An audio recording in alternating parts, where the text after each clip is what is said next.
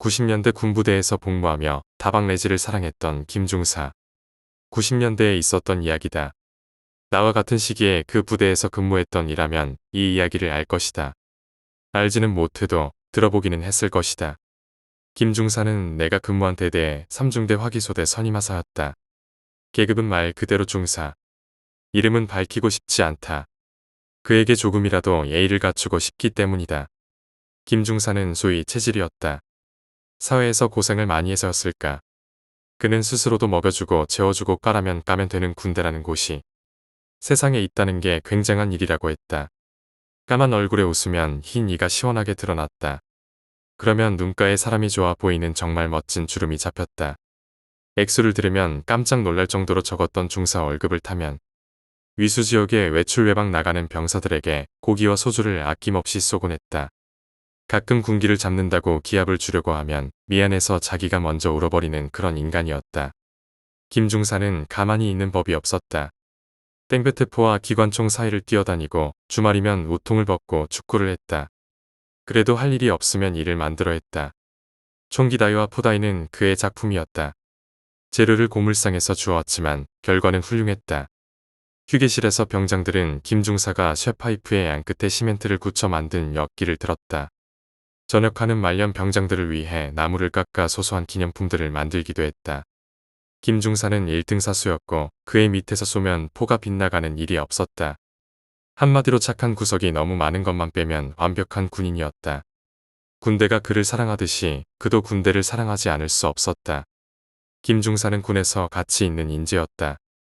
사회에서는 그런 가치를 부여받을 수 없었다. 그는 고아였다. 등에 오래된 바둑판처럼 얼근 끔찍한 흉터가 있었는데 어렸을 때 생긴 것이라 했다. 인간이라 불릴 자격이 없는 어른들에게 학대당한 흔적이었다. 그는 어떤 어린 시절을 보낸 걸까? 김중사는 어찌어찌해서 농업고등학교를 나와 군에 자원했다. 고아에게는 징지병장이 나오지 않는다. 그러나 자원하면 갈 수 있다. 나처럼 귀한 집 자식으로 태어나 먹물 좀 묻힌 놈들과는 반대로 그에겐 군대에 가지 않을 이유가 없었다. 그리고 말뚝을 박아 하사관이 되었다. 김중사는 행복해 보였다. 그에겐 사치스러운 취미도 있었다. 비록 간간히 구독하는 오토바이 잡지에 실린 걸작들은 아니지만 거의 전 재산이라 할 수 있는 125cc짜리 오토바이가 있었다. 당시 100만 원이 조금 넘었던 대리몬다 VF. 아마 오토바이를 그보다 잘 관리하고 잘 몰 수 있는 인간은 세상에 없을 것 같다. 그는 주말이면 상기된 표정으로 VF를 몰고 위수지역으로 애인을 만나러 갔다. 그렇다. 그에게는 애인도 있었다. 김중사의 애인은 다방 레지였다. 그녀는 김중사보다 나이가 많았다. 연상연하 커플. 그녀에겐 김중사와 공통점이 하나 있었다. 그녀도 고아였다. 그녀도 파릇파릇할 때는 잘 나가는 화류계 여성이었다고 한다. 그러나 늙어갈 때마다 더 가난한 남성들이 드나드는 낮은 등급의 업소로 쫓겨가기도 하고 팔려가기도 했을 것이다. 그녀의 몸이 가진 경제적 가치는 빠르게 하락했다. 하행 곡선의 종착역은 가난한 전방 군벌이 동네의 다방이었다. 김중사는 그녀의 단골이었다. 마음에 들었는지 돈 없는 병사들이 시켜 먹는 오렌지 주스나 커피 따위가 아니라 단가가 많이 남는 국산 양주를 시키곤 했다. 그러다 그녀를 쫓아다니기 시작했고 얼마 안 가 애인이 되었다. 애인이 되었어도 그녀는 자신을 외로운 군인의 위안부 정도로 생각했을지 모른다. 김중사가 자랑스럽게 밝힌 얘기지만 그가 실처럼 얇았던 금반지를 약혼반지라고 내놨을 때 그녀가 그렇게 놀라고 또 감격했다고 한 걸 보면 말이다. 워낙 흔한 이름의 다방이었다. 성매매 혹은 유사성 매매에 거부감이 있는 분이 있다면 미안하다. 나도 그 다방에서 물탄 주스를 마시며 나보다 나이 많은 여종업원에게 누나라고 부르며 귀여운 척을 했으니 할 말은 없다. 어쨌든 같은 부대 상관에 애인이 일하는 업소다. 매출을 올려주는 건 신성한 의무였다. 다만 당연한 얘기지만 상관의 약혼녀를 지명하는 것은 금기였다. 물론 그와 상관없이 그녀는 이런저런 손님들에게 음료수와 웃음을 팔아야 했고 가끔은 오봉을 들고 스쿠터를 타야 했다. 그녀에겐 빚이 있었고 그 빚은 김중사의 월급도 까먹고 있었음이 분명하다. 그래도 두 사람의 미래는 희망적이었다고 할 수 있다. 군인 아파트에 입주 신청한 게 잘 되었던 모양이었고 그 아파트는 두 사람 모두에게 진정한 의미로 최초의 집이 될 예정이었다. 군인은 결혼하는데 돈이 별로 안 든다. 그런 대소사를 지원해주는 군인회관이 있는 데다 멋을 내지 않으려고 작정하면 정말 싸게 할 수 있다. 김중사는 병장들과 함께 담배를 피울 때마다 자랑하곤 했다. 결혼하게 되면 오토바이를 타고 경주로 신혼여행을 갈 거라고. 군 위수 지역의 다방 레지는 이 사회에서 가장 저층에 있는 계급 중 하나다. 각자의 사연이야 다양하겠지만 대부분은 몸의 가치가 깎일 대로 깎여서 그 구석까지 흘러들어온 인생들이다. 게다가 이 일은 다분히 불법성을 갖고 있다. 사회는 그들을 방치하거나 그들의 인격을 무시하는데 어떤 부담도 느끼지 않는다. 그 바닥까지 내려오면 연고가 없거나 연고를 잃어버린 경우가 대부분이다. 그들은 이 세상의 불법 체류자이다. 다루기 쉬운 존재들이다. 그런데 이 징병제 사회는 그런 이들 즉 레지 같은 여성들을 필요로 한다. 눈 가리고 아웅하듯 성매매를 방치하고 조장한 것과 비슷하게 지역의 공권력은 그런 여성들의 존재를 당연시한다. 그네들이 커피도 팔고 가끔은 몸도 팔아야 그 바닥이 돌아간다고 믿는다. 슬프게도 이 믿음은 대체로 사실이다. 그래서 권력은 이 여성들을 관리한다.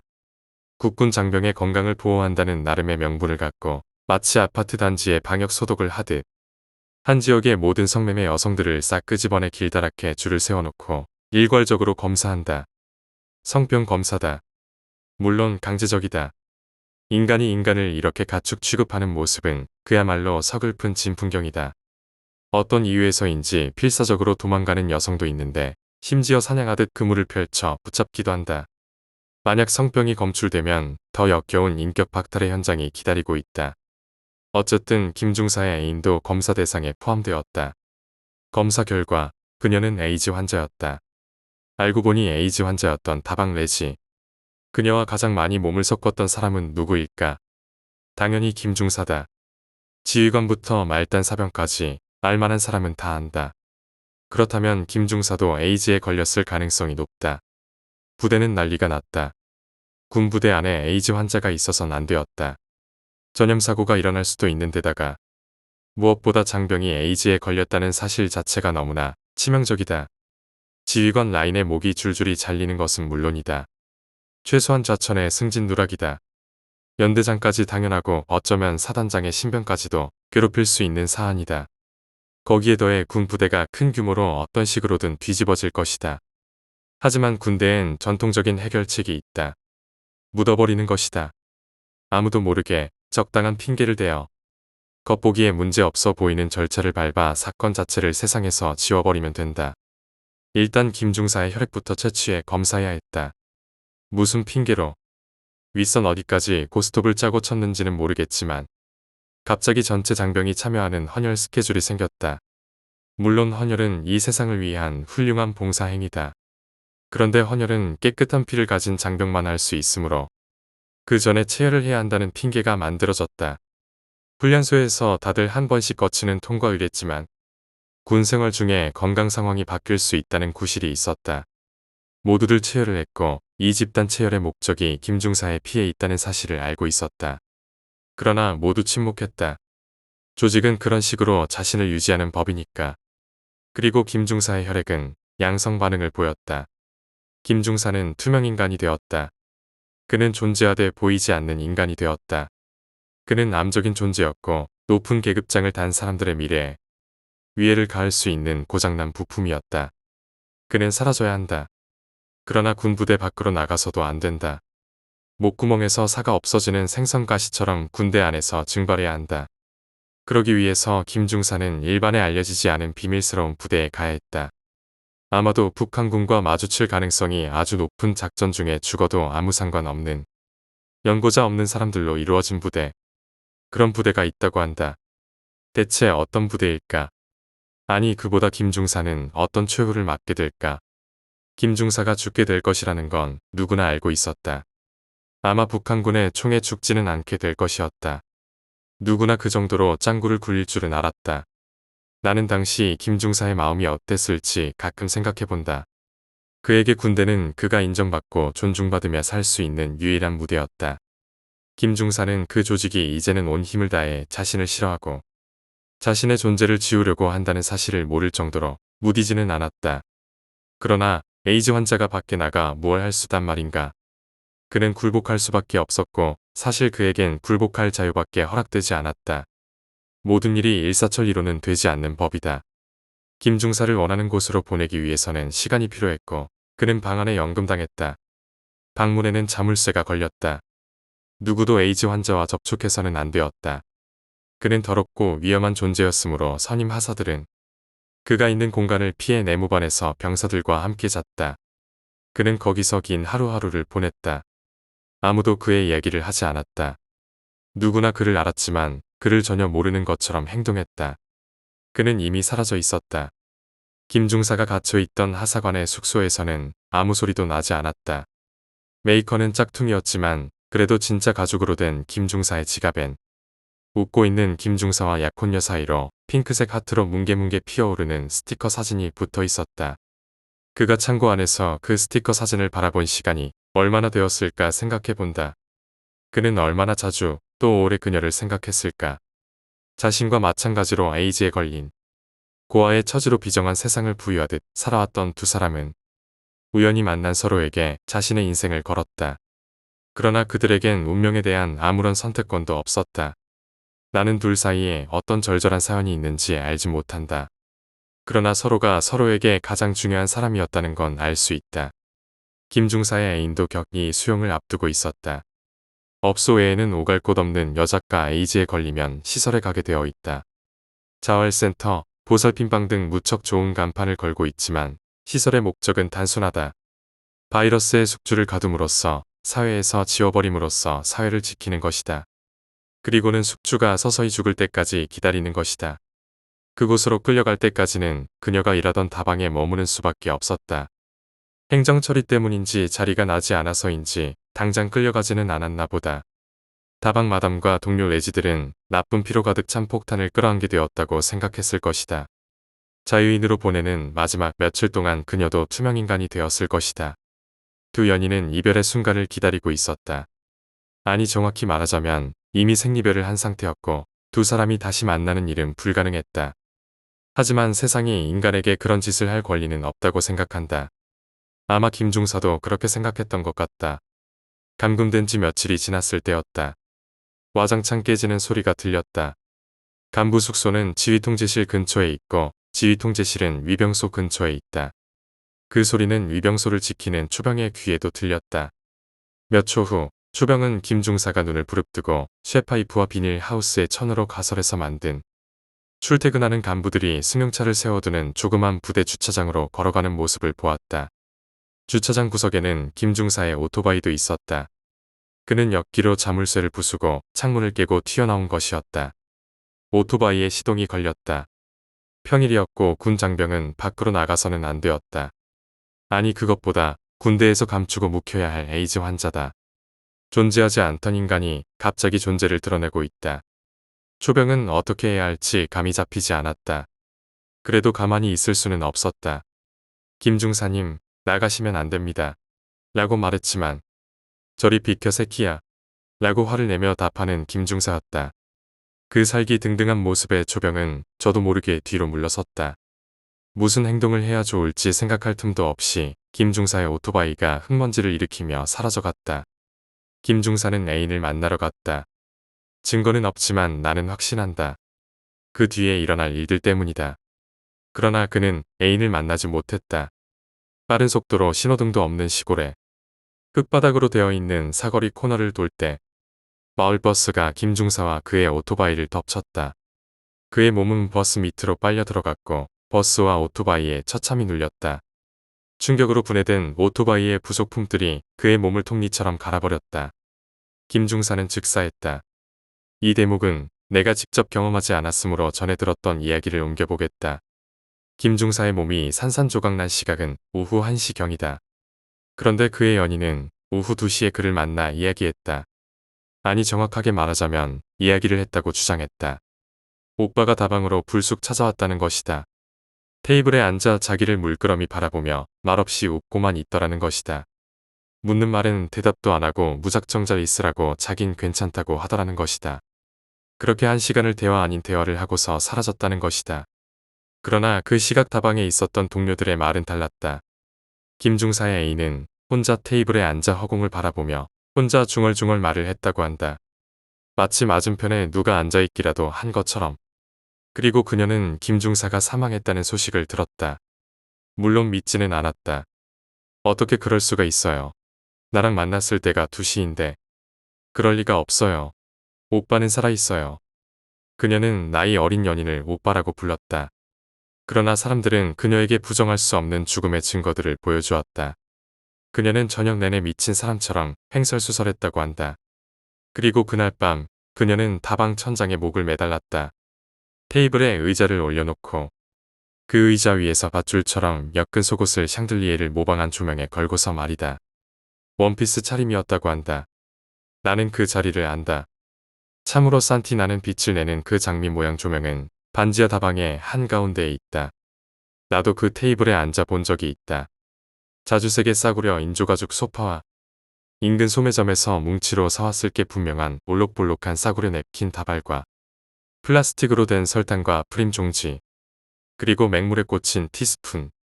미래의 남편과 미래의 아내가 죽었고 두 사람을 경주로 데려다 줄 예정이었던 오토바이도 고철이 되었다. 우리 부대의 입장에서는 사건이 해결되는 최상의 방식이었다. 김중사는 근무지를 무단 이탈했고 스스로의 과실로 죽었다. 군은 그의 죽음에 아무런 책임이 없었다. 버스는 경미한 흠집만 났으며 운전자도 승객도 무사했다.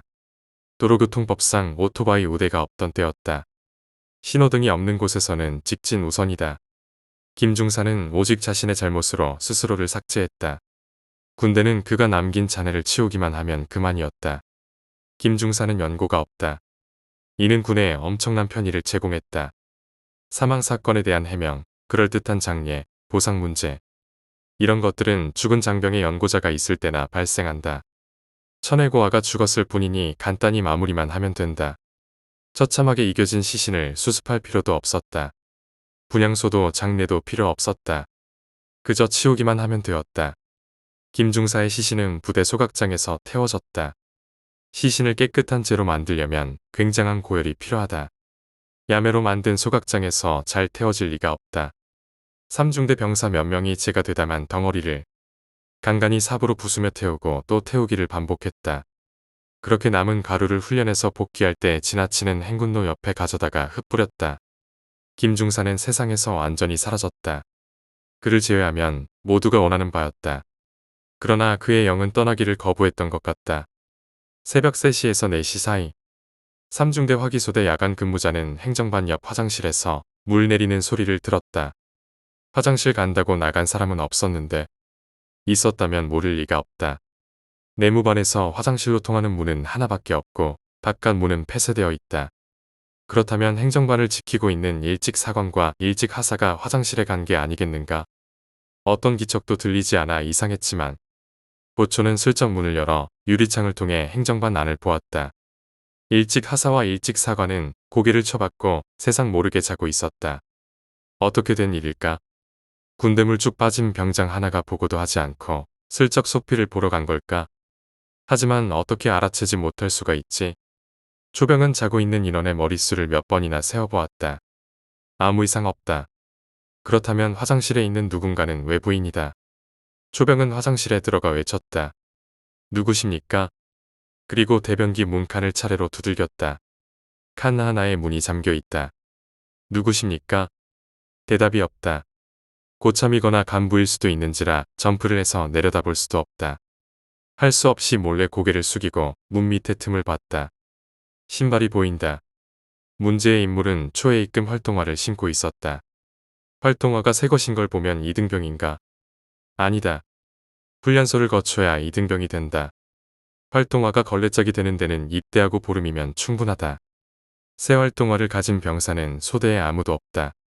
구질구질한 군대에서 그런 새삥은 너무나 눈에 잘 띈다. 대체 누구라는 말인가? 결국 초병은 점프를 해 턱걸이하듯 칸 안을 내려다보았다. 안엔 아무도 없었다. 그제야 초병은 생각해냈다. 소대 전체에 내려온 새 활동화 딸랑 한 켤레를 김중사가 보급받았다는 사실을 말이다. 다음날 초병은 귀신을 보았다는 헛소리를 한 죄로 군장을 돌았다. 그러나 공포는 쉽게 전이되었다. 모두에게 친절했지만 모두에게 존재를 외면당한 김중사. 그 끔찍한 죽음. 그 한이 어느 정도였을지 예상할 만한 상상력은 누구나 있었기에 삼중대는 공포 분위기에 휩싸였다. 공포에 화답하기라도 하듯 사건이 연이어 밤마다 터졌다. 야간 근무자는 쳇바퀴 돌듯 내무반의 양쪽 침상 사이에 직사각형 공간을 왔다 갔다 가로지른다. 그날의 초병은 한쪽 끝 문 앞까지 가서 다시 동작을 반복하려고 뒤를 돌아서는 순간 저쪽 끝 포다이에 걸터 앉아 있는 김중사를 보았다. 생전에 김중사가 깎아 만들었던 포다이. 김중사가 말없이 손짓을 한다. 마음은 공포로 터질 것 같은데도 초병의 몸은 그 손짓에 이끌려갔다. 결국 김중사 앞에 다가섰고 그와 눈이 마주쳤다. 몸은 얼어붙었는데 김중사의 손이 얼굴을 향해 올라왔다고 한다. 얼음장처럼 차가운 손이 그의 얼굴을 쓰다듬었고 그는 기절했다. 군대의 야간 근무는 전 근무자가 다음 근무자를 깨우면서 로테이션하는 시스템으로 되어 있다. 어차피 피곤한 몸인지라 깨우지 않으면 그대로 쿨쿨 자게 마련이다. 결국 김중사를 본 병사가 그날의 마지막 근무자가 되었다. 그는 아침에 내무반 바닥에 널브러진 채로 발견되었다. 중대는 무섭게 동요했다. 결국 병장들이 총대를 매기로 했다. 당분간 병장들만 근무를 서기로 한 것이다. 병장의 수가 한정되어 있었기에 말년도 예외가 없었다. 후임 병장이 몸을 흔들며 깨우는 소리에 눈을 뜬 말년 병사. 그러나 자신을 내려다보고 있는 건 후임이 아니라 김중사였다. 어두운 내무반에 있는 공포를 이기지 못해 밝은 행정반으로 뛰어간 병장도 있었다. 언제나 그렇듯 일찍 하사와 일찍 사관은 꿈나라에 가 있었다. 문제는 김중사가 자고 있는 두 사람을 물끄러미 바라보고 있었다는 거다. 병장의 몸이 얼어붙었다. 그리고 김중사가 천천히 고개를 돌리더니 병장의 얼굴을 바라보더라는 것이다. 광기에 가까운 공포가 삼중대를 휩쓸었다. 특히 화기소대원들은 넋이 반쯤 나가 있는 상태였다. 모두들 내가 김중사에게 무슨 잘못을 했을까? 반추해보기에 여념이 없었다. 그러나 다들 알고 있었다. 모두의 잘못이었고 예외는 없었다. 침묵한 죄. 한 번도 죽은 자의 입장에 서보지 않은 죄. 공포와 사건은 중대 바깥까지 확산되었다. 원래 외부 순찰은 일찍 사관과 일찍 하사가 함께 돌게 되어 있다. 그런데 간부인 일찍 사관은 순찰을 일찍 하사를 맡은 병사에게 떠넘겨버리고 자는 경우가 많다. 귀신 이야기가 돌자 겁이 난 일찍 사관들은 평소처럼 졸립다는 핑계를 대고 일찍 하사들을 밤에 공포에 혼자 남겨두었다. 그날 분대장이었던 나는 일찍 하사 근무를 서고 있었고 선임 하사는 내가 깨웠는데도 일어나지 않았다. 아니 일어나지 않았다기보다는 눈을 감은 채 손짓으로 내게 나가라는 표시를 했다. 외부 근무는 기본적으로 위병소, 탄약고, 대공초소를 지킨다. 이 중 가장 공포를 자아내는 장소는 대공초소다. 대공초소란 말 그대로 기관포를 얹어놓고 적의 군용기나 헬기 등 공중 공격에 대비하는 곳이다. 당연히 위쪽 시계가 뻥 뚫려 있어야 하고 부대를 지키는 대신 초소가 독박을 쓰려면 높은 장소여야 했다. 그러다 보니 산속 오솔길을 한참이나 걸어 올라가야 산 구석에 외롭게 처박힌 대공초소가 나온다. 나는 혼자서 이 오솔길을 올라갔다. 낙엽을 밟는 소리에 귓가를 스치는 마른 나뭇가지에 긴장하면서 대공초소가 저 멀리 눈앞에 보였을 때 다른 중대 아저씨들 2명이 내게 우렁차게 경례를 했다. 사병 혼자서 올라오는데 웬 경례인가. 가까이 가서 근무 이상 없냐고 물어보려는데 내게 묻는 것이었다. 일찍 사관님은 어디 갔습니까? 저 혼자 순찰 도는 중인데요. 그럴 리가요. 올라오는 후레쉬 불빛이 2개였잖아요. 그게 무슨 말입니까? 제가 왜 후레쉬를 2개를 갖고 다니겠어요? 아니 그럼 나머지 하나는? 일순간 우리 3사람의 표정이 딱딱하게 굳었다. 바로 어제 있었던 일이다. 순찰자가 탄약고 가는 길에 김중사를 봤다며 실성한 일이 알 수 없는 무언가가 나와 함께 오솔길을 올라왔다. 등골이 서늘해졌다. 나는 대공초소 근무자들에게 거짓말하지 말라고 농담하지 말라고 했지만 그들은 진심이었다. 그리고 그들도 나와 똑같이 공포를 느끼고 있었다. 그럼 불빛이 언제 하나가 되던가요? 라고 묻자 가까이서 얼굴을 비추면 하나건 둘이건 할 것 없이 그냥 무작정 눈부시잖아요. 근데 갑자기 아저씨만 있었어요. 나는 선언했다. 나 혼자 이 오솔길 못 내려갑니다. 여기서 사이좋게 밤새던가 아니면 아저씨들 중 한 분만 같이 제가 내려갈 때까지 동행합시다. 아니 그럼 우리 중 하나는 올라올 때 혼자 올라와야 되잖아요. 그건 그렇죠. 그렇다고 지금 절 혼자 보낼 겁니까? 두 병사는 내 입장을 이해했다. 공포는 전 부대를 짓누르고 있었다. 너나 할 것 없었다. 그럼 우리 둘 다 동행할 테니까. 부대 불빛이 보이는 길 중간까지만 내려가요. 그리고 우리는 길 중간에서 헤어졌다. 서로의 건투를 빌며. 그러나 나의 건투 상황은 좋지 않았다. 오솔길을 다 내려오는 참인데 내 뒤에 무언가가 붙었다. 차갑다. 소름이 돋는다. 미끈한 질감으로 뭉쳐진 농밀한 공기. 온몸에 털이 수직으로 기립하는데 그 스멀스멀한 것이 옷깃 틈으로 들어갈 것처럼 착 달라붙어서는 울렁울렁댄다. 풀리는 다리에 애써 힘을 주고 한 칸 한 칸 흙계단을 내려간다. 그리고 그때 나는 그 순간을 잊지 못한다. 내 전투모가 스윽하고 뒤로 돌아갔다. 전투모챙이 거꾸로 되도록. 그 다음은 잘 기억이 나지 않는다. 어쨌든 나는 중대 행정반으로 뛰어갔다. 나는 짐승 같은 소리를 지르며 행정반 바닥에 널브러졌다. 살았다. 이젠 살았어. 아내는 행여 김중사를 만날까 싶어. 겁이 났던 근무자가 도망쳐 나와 커피 믹스를 마시고 있었다. 치사하게 자는 척했던 일찍 사관과 함께 두 사람은 나를 한참이나 멍한 눈으로 바라보았다. 한편 별다방에선 김중사의 애인의 모습이 나타났다고 한다. 처음엔 다방 천장에 목이 매달렸던 그 모습 그대로 원피스를 휘날리며 희적희적 시계추 운동을 했다고 한다. 그 다음엔 아무도 없는 테이블에 물끄러미 앉아 있었다고 한다. 그 모습을 본 이가 아무리 도망치려고 해도 기어코 눈을 마주친다고 했다. 그러면 그녀는 이렇게 물었다고 한다. 우리 오빠 어딨어요? 나는 즉시 근무 거부자가 되었다. 배 째십시오. 영창 가겠습니다. 빨리 보내주시죠. 하지만 나는 영창에 가지 않았다. 영창에 갈 사람이 나뿐만이 아니었던 것이다. 원칙대로라면 부대를 반 이상 비워야 하는데 그럴 수는 없는 노릇이었다. 이 사건은 최소한 연대장에게까지 보고가 되었다고 한다. 그러나 결코 이슈화될 수 없는 사건이었다. 군대는 효율과 과학을 신봉하는 조직이다. 결코 공식적으로는 보고될 수도 없고 보고되어서도 안 되는 사항이다. 그렇다면 어찌할 것인가? 구원은 엉뚱한 곳에서 왔다. 자대 배치를 받은 지 얼마 되지 않은 이등병이 대대장 면담을 신청했다. 면담 내용을 간단히 재구성하면 이렇다. 저희 어머니가 한번 통화하자고 하십니다. 어머니한테 부대 일을 말씀드렸는데 직업이 무당이십니다. 대대장은 당장 이등병의 어머니에게 전화를 걸었다. 어머님의 요구 조건은 단순했다. 100일 휴가를 좀 빨리 보내줄 수 없느냐는 것. 그게 다였다. 처방은 휴가에서 복귀하는 아들 편으로 보내준다는 거였다. 모든 100일 휴가가 입대 100일 만에 떨어지진 않는다. 당연한 말이지만 무당 어머니도 어머니다. 군에 간 아들을 며칠이나마 일찍 보고 싶었던 것이다. 며칠 후 이등병은 묘한 처방을 들고 왔다. 첫째, 김중사의 애인의 시신도 태워라. 두 사람의 죄를 한데 섞어라. 땅에 뿌렸다면 그 지점에 흙을 퍼다가 섞어야 한다. 그렇게 섞인 죄를 뿌리되 뿌리는 조건은 다음과 같다. 양지발은 남양이어야 한다. 그러나 주변에 다른 이의 산소는 없는 것이 좋다. 그러므로 적당한 곳이 없다면 나무를 치든 어떻게든 해서 장소를 만들어라.